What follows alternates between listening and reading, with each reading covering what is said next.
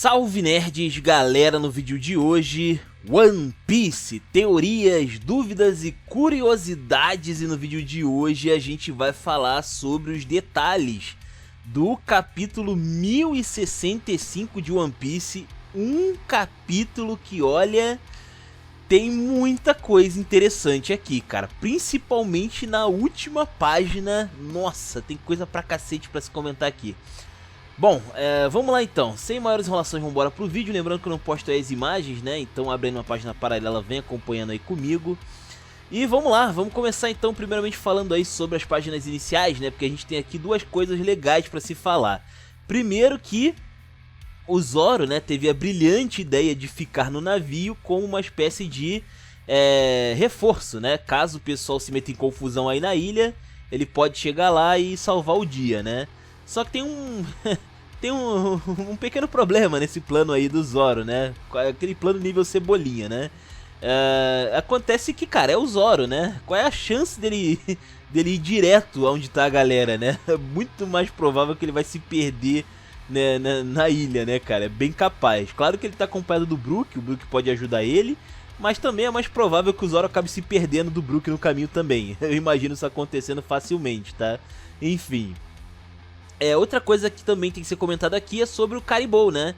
Que ele aparentemente foi acordado, né? Ele teve um acordo ali entre ele e o Chapéu de Palha, que o Caribou ele podia, né, pegar carona ali com eles até uma ilha próxima, né? Para eles deixarem ele ali na primeira ilha que eles atracassem.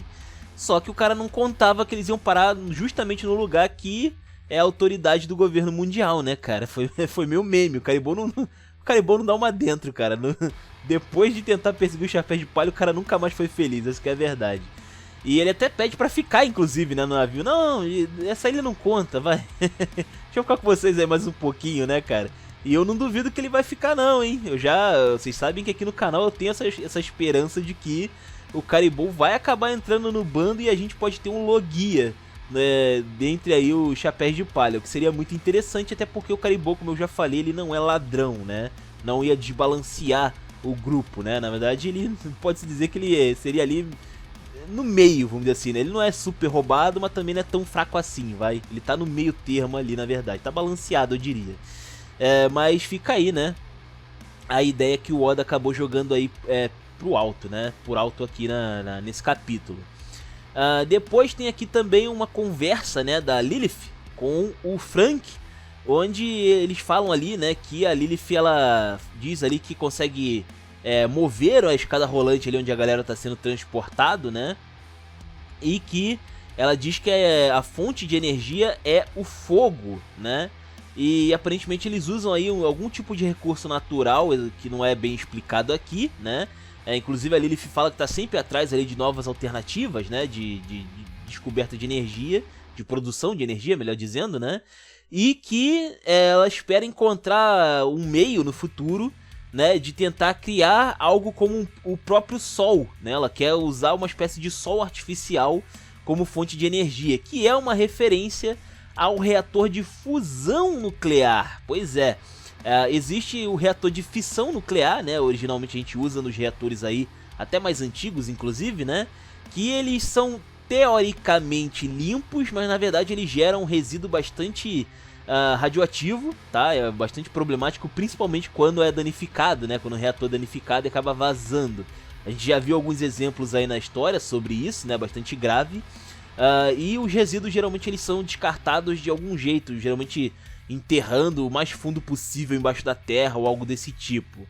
No caso da fusão nuclear, né, ela tem essa ideia de que ela pode acabar revolucionando, né, ela pode ser uma energia limpa de verdade, sabe, que você não gera resíduos de maneira tão grave como a fissão nuclear, né, essa é a promessa. E o Oda tá fazendo basicamente aqui uma referência, já que o Sol ele faz uma fusão nuclear mesmo, tá, é bem interessante. Enfim. Depois a gente também vê ali um outro detalhe, né, também, que é o Jinbe, né, o mini Jinbe, o Jinbe Serafim, que, cara, o bicho é brabo, né, mas tipo assim, ele é brabo e o Oda pensou nessa criatura de um jeito muito diferenciado, eu achei bem legal isso. Primeiro que, se você reparar, né, a criatura tem ali no no braço, qual seria o braço? Seria o braço direito? Acho que seria o braço direito. Teria ali uma espécie de tubo com água dentro, né? O que permitiria, no caso, que esse Serafim aí conseguisse utilizar golpes de água sem necessariamente ter água ali por perto, né? Ele pode ter uma concentração interna de água, talvez, um reservatório próprio, né? Tem ali, aparentemente, todas as habilidades que a gente já viu até agora de um Serafim, né? Ou seja, muita força, né? Principalmente muita força física, muito poder destrutivo. Tem aquelas asinhas, né? E a cor da pele provavelmente do King, talvez até a cor do cabelo também. Tem aquelas chamas, né? Nas costas. Não sabemos aí se todo mundo consegue utilizar os poderes de fogo igual o King usa, mas a princípio há de parecer que sim, né? Mas esse Serafim aqui, ele chama atenção mesmo pelos poderes dele, né? Porque ele pode disparar laser como um pacifista, né? E ele também tem uma habilidade de Akuma no Mi, o que é bastante interessante, cara. E é interessante porque ele tem simplesmente a Sui no Mi, que é a Akuma no Mi do Senor Pink, lá de Dressrosa, né? Que eu não sei se eu já trouxe essa Akuma no Mi, eu acho que não. Mas basicamente permite que o usuário consiga nadar no chão, né? No chão, nas paredes, em superfícies sólidas, né? Basicamente, em vez de ser na água. O que é muito interessante, né? Porque esse Serafim aqui, ele é um clone de um homem-peixe. Então ele sabe nadar muito bem. Ele tem esse potencial natural de natação, né? Então imagina, ele consegue se mover no chão como se ele estivesse na água. Sendo que, tipo, é muito mais vantajoso pra ele se mover na água. Então ele é extremamente apelão, cara. É estupidamente apelão, tá ligado?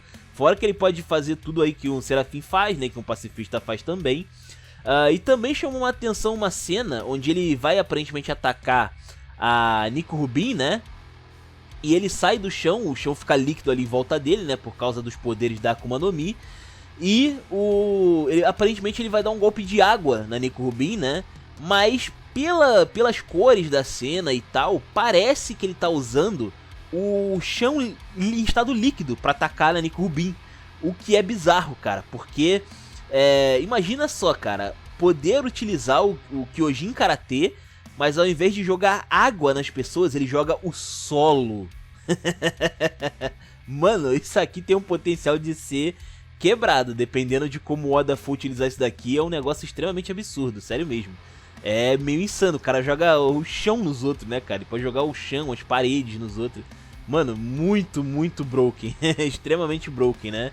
E, inclusive ele deu um baita de um trabalho, cara. Na moral, o cara tancou muita gente, tomou o chute do Sanji e se levantou rapidinho. Cara, é muito insano, assim, muito insano. O Sop não conseguiu parar ele, a Nico Rubin não conseguiu acertar ele, né? Caramba. Foi difícil, cara. Foi difícil lidar com um cara desse, tá ligado? Com um cara desse. E aí o Frank surpreende, né? Porque ele consegue usar o Radical Beam ali, né? Nesse Jinbe clone aí. E parece que a galera aí do Vegapunk não tinha os dados do Frank, o suficiente pelo menos, né? Então eles não sabem o que o Frank era capaz de fazer, né? Inclusive a gente começa a ver aqui os outros Vegapunks que dão nome ao capítulo, né? Porque o capítulo era pra ser focado em todas as versões aí do Vegapunk. Aí a gente vê aqui, a gente já viu, né? O Shaka e a Lilith, né? E a Atlas também, que eu já ia inclusive esquecendo dela aí no capítulo passado. E aí depois tem o Edson, né? Que seria aí uma espécie de o pensador do grupo, né? Tipo, ele é mais pensador, ele é realmente o cara das ideias, né? Ele quem faz os testes, ele quem projeta, faz os protótipos, né? Do Vegapunk, bem interessante, né? E ele é pequenininho, né? Achei interessante que ele é um daqueles bichinhos pequenininhos que tem lá na ilha também, bem diferenciado. Aí aparece também o Pitágoras, que ele é o sábio, né? O Edson seria o... como é que fala? Deixa eu ver aqui se eu acho aqui o nome dele. Ele é o pensador, realmente, ele é o cara das ideias. O Pitágoras, ele já é o cara da sabedoria, ele é o cara que analisa as coisas e tal, né? É interessante, ele é mais responsável pelos dados, né? E o corpo dele também é esquisito porque ele é pequenininho, na verdade, igual o Edson. Menor, na verdade, esse pá. E ele é só a cabeça, né?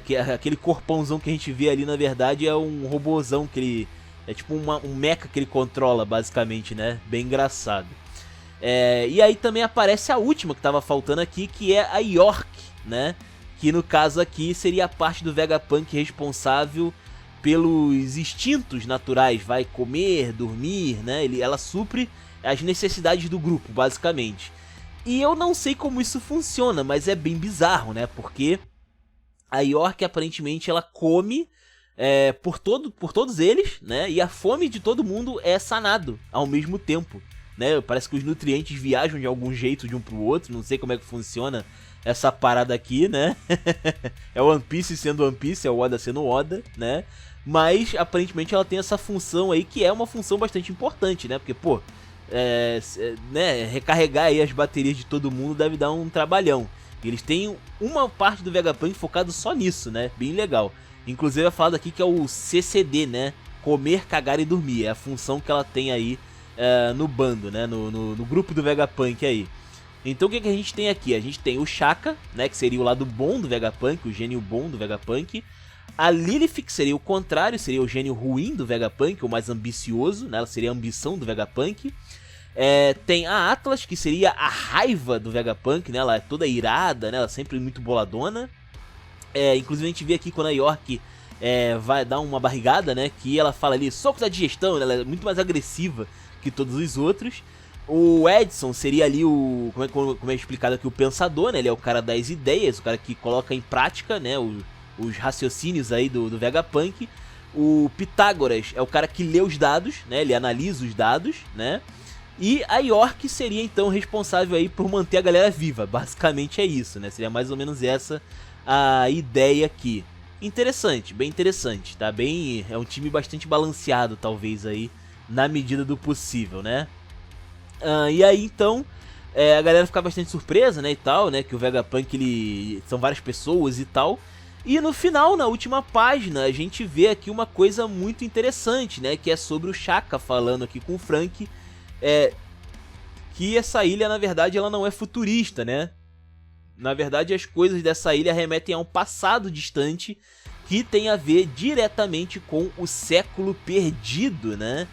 Isso é bastante interessante, porque eu já tinha comentado aqui no canal sobre a possibilidade de que essas tecnologias que a gente vê em One Piece, na verdade, tem a ver com o passado, né? Que, na verdade, os cientistas estão fazendo uma espécie de engenharia reversa, né? Eles estão redescobrindo tecnologias do passado e fazendo pequenas alterações, né? Vou citar aqui um exemplo prático, né, que a gente vê muito em One Piece, que é o Frank. O Frank, ele baseou a sua tecnologia, né, no pós-time skip em cima da tecnologia antiga do Vegapunk, né, em tecnologias que estavam defasadas. Mas ele não aciona exatamente igual ao Vegapunk, né, porque o Vegapunk ele tem um sistema de energia próprio dele. O Frank, ele usa refrigerante nos seus arquétipos, né, nas suas coisas. E é interessante aqui de ver que ele adaptou a tecnologia que o Vegapunk usa, ou usava no passado, com o adicional aí de usar o refrigerante como fonte de energia, né? E é basicamente isso, né? O Vegapunk, ele tá meio que redescobrindo tecnologias de um povo antigo, mas adicionando uma pitada exclusiva dele, né? Uma pitada de Vegapunk em cada coisa que ele faz. É mais ou menos essa a ideia que eu pensei aqui, tá? E é interessante de ver, cara, que realmente é meio que esse o caminho, né? E até que ponto exatamente o Vegapunk tá adicionando aí uma exclusividade dele, né? Algo dele nessa tecnologia, a gente não sabe. Agora, uma coisa é certa, aquele robozão que aparece na última página, ele lembra um pouco fisicamente o Pitágoras, não lembra? Ele lembra o corpão ali do mecha do Pitágoras, né? Isso já nos denota aí que realmente o Vegapunk ele deve estar... várias coisas aí que a gente viu devem ser coisas do povo aí antigo, né? Eu tenho a teoria de que talvez esse povo antigo fosse o povo da Lua, né? Um descendente, no caso, do povo da Lua, que caiu aí e ficou, né? E caiu na Terra aí e foi destruído, né? Pelo pessoal que virou aí o governo mundial há muitos anos atrás, né? E a família Cobra, obviamente. E acontece que, cara, pode ser que a gente realmente esteja vendo isso, cara. A gente pode estar realmente vendo aqui tecnologias do povo da Lua que ficaram no passado, sabe? Que ficaram esquecidas lá atrás. Bem interessante. E aí, aos pouquinhos, o Vegapunk tá trazendo isso aí à tona e o governo mundial tá pegando aí o que é interessante e utilizando aí de maneira militar, né? Basicamente. Talvez até aquela nave, inclusive, que a gente viu aí, o Win acionando, pode ser alguma construção do próprio Vegapunk, né? Pode ser que eles tenham aí redescoberto a Uranus, alguma arma ancestral, né? E o Vegapunk reconstruiu uma única versão e o governo mundial tomou posse dessa única versão, obviamente, né? Também é comentado aqui, eu não sei se é aqui que foi comentado, eu não me lembro agora, mas foi comentado, acho que foi no anime, né? Sobre o fator de linhagem, alguma coisa assim, né? Ou foi aqui, não lembro agora. Mas basicamente, fator de linhagem é algo muito importante, né? Pra galera lá dos Mads, né? Que era o grupo de cientistas do Vegapunk, o Caesar Clown, o Judge, o Queen, né? Não sei se teve mais alguém, não lembro agora se teve mais alguém.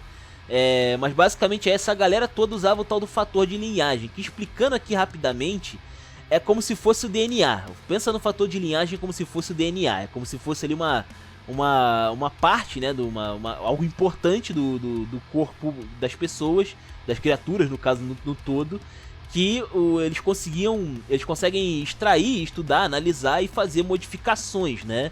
E cada cientista utilizou isso de um jeito diferente. O Vegapunk conseguiu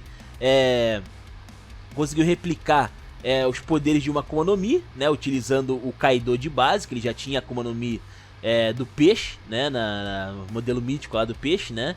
E a gente vê que o Momonosuke comeu lá aquela Akuma no Mi que fez ele ficar meio dragão lá, né? Só que é um dragão meio bugado, né? Não é totalmente pleno igual o Kaido em questão do uso de poderes, né? Ele tem um pouco de dificuldade. O Caesar Clown que criou o SED, né? Que é importante aí pra criação das Smile, né? Que realmente, se você vê ali o pessoal, né? Dos gifters e tal, a galera é basicamente uma abominação, né? É uma coisa meio bizarrona, meio medonha, que realmente denota ali que eles são mutantes mesmo, tá ligado? É bem bizarrão mesmo. O Queen, ele tem algumas modificações corporais também em relação a Cyborg. Ele também é um Zoan, né? E ele conseguiu modificar o corpo dele até para se transformar em modo Zoan híbrido.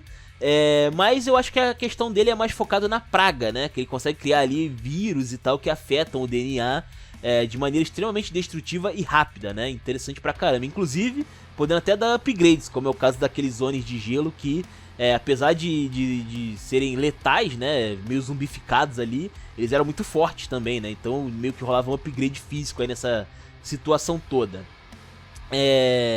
Faltou alguém? E o Judge, né, que o Judge ele usou isso pra fazer clonagem, né, ele não só fez aprimoramentos, né, pra criação de super-humanos, como é o caso aí dos filhos dele, né, como também ele usou muito pra fazer clonagem, né, os filhos dele são basicamente clones uns dos outros ali, bizarrão, com algumas modificações ali uns com os outros. E o exército dele é todo clonado, né? Então é bem interessante, cara, bem interessante mesmo. E a gente vê também que as Akuma no Mi afetam esse fator de linhagem, afetam o DNA dos usuários de Akuma no Mi. Tanto que o Kaido, inclusive, pôde ter os poderes drenados, né, extraídos ali a partir do fator de linhagem. Isso pode ser bastante interessante, cara, pode ser bastante interessante porque... se essa tecnologia o Vegapunk já tem, e ele consegue usar mesmo que não de maneira plena, né? É possível que talvez tenha uma tecnologia dessa ativa em One Piece, que dê pra usar mesmo, tá ligado? Replicar poderes diretamente. E claro, né, o Barba Negra meio que já faz isso, né? Tecnicamente o Barba Negra meio que ele já consegue fazer isso, mas ele usa ali os poderes, né, da Akuma no Mi ali das trevas dele que absorve e tal. Não sei ainda como é que funciona exatamente o proceder da coisa toda, né, mas enfim. Mas é isso, cara. Então a gente tá vendo aí que realmente essa parte do século perdido tá sendo contado. E muito em breve a gente deve saber mais sobre esse povo que foi destruído, né, que dos seus escombros, né, surgiu aí o governo mundial que conhecemos hoje, né? Ou não, talvez fosse diferente no início, né, o governo mundial, mas enfim. Comenta aí o que vocês acharam, os comentários são de vocês, se inscrevam, compartilhem, Taverna do Bacon, link na descrição. Eu vou ficando por aqui. Valeu, nerds, fui!